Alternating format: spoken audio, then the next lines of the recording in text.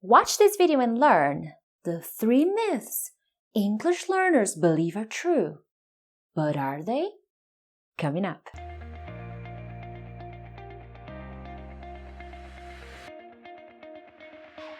Hey friends, Teacher Bricks here to help you talk to anyone, anywhere, anytime in English. First of all, thanks for returning for another video here on this channel. But if it's your first time here, hey, I appreciate it and I hope you enjoy my videos and subscribe to my channel.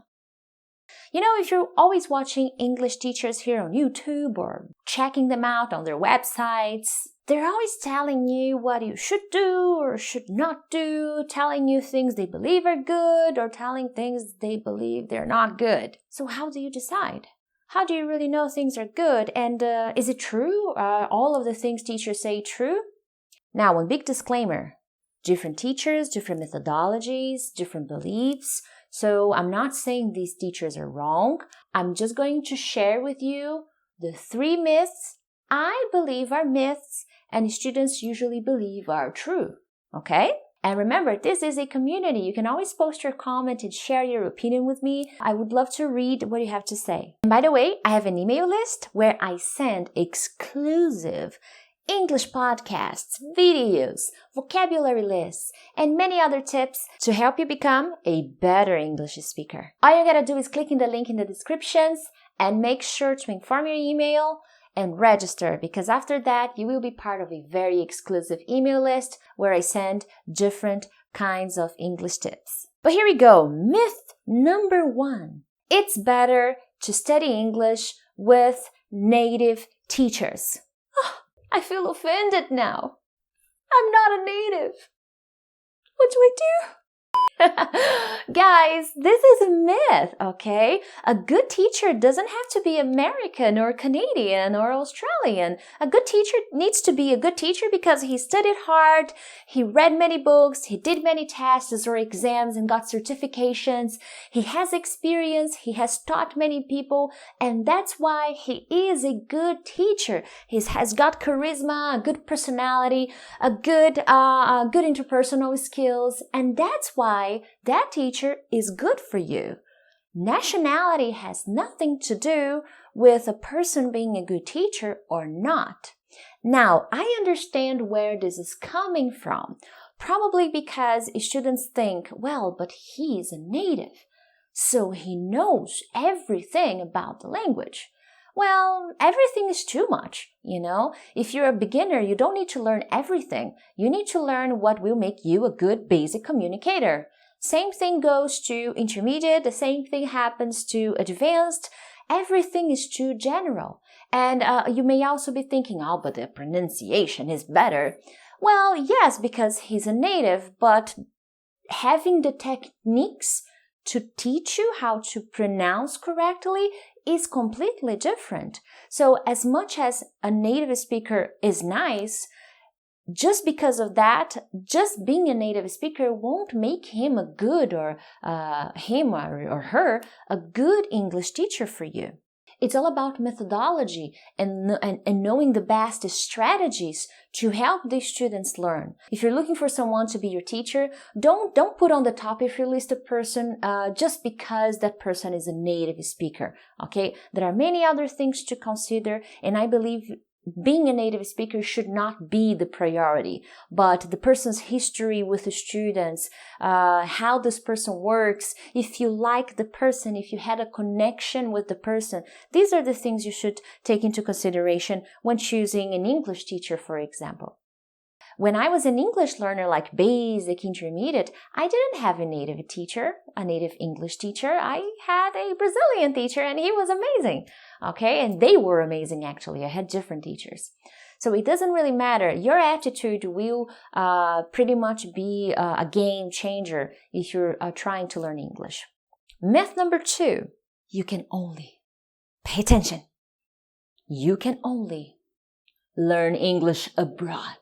Forget your country. Guys, you can learn English from wherever you are. Now, big disclaimer, Of course, it is amazing to travel and go to another country where they speak English, because that way you will be practicing in theory all the time. It is amazing. But that's not the only way. Come on, when I learned English, I learned in Brazil, from my hometown, and I learned it. And I know many people who have never traveled abroad and have a beautiful English. So that's a myth, okay? Now, I know about all the advantages of going abroad, making friends, making connections, getting to know the culture and living the culture.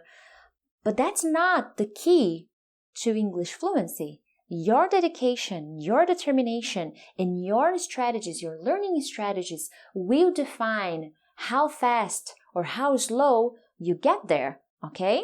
So I think that investing money in a trip, in an international trip, is great, and you should do that. But don't go with the hopes of that situation being the only solution to learning English, because it's not. I have had many clients who traveled abroad to study English, and then when they returned, they were frustrated because they thought they were going to be fluent speakers. And that's not how it works, okay? And if you think about it, when we travel abroad to study English, why is it better? First of all, you stop your life. You stop everything to study English. You leave your friends, you leave your family, you leave your job, you leave your college, university, your studies. You stop everything, you put everything behind, and you study English. There, probably you will have no responsibilities, you won't have to think about many things, you will not get stressed. All you have to focus on is English. That makes life a lot easier, don't you think? So traveling abroad is amazing and definitely helps you learn English, because many English learners who do that stop everything and fully dedicate themselves to English. Now, are there amazing teachers? Of course, amazing schools, materials, you will get to know many people, but this is just one advantage, okay? If you don't have that means to travel abroad, don't worry, because you can learn from wherever you are. Go into the English schools in your country, in your city, and you will be able to have an outstanding result. It's all about how you interact with the language from wherever you are. That's why I'm always telling my students, and you are my student, so I'm always telling you guys to bring English to your life. Are you enjoying this video? Yes, I hope so. So how about hitting the like button and make sure to share this video with a friend. Maybe you have someone, close to you that will really enjoy watching this video. Anyways, myth number 3. Grammar is not important, okay? I can learn English without grammar. Yeah, well, sorry, buddy. Grammar is important. I don't know why people hate grammar. It's nice. It's important.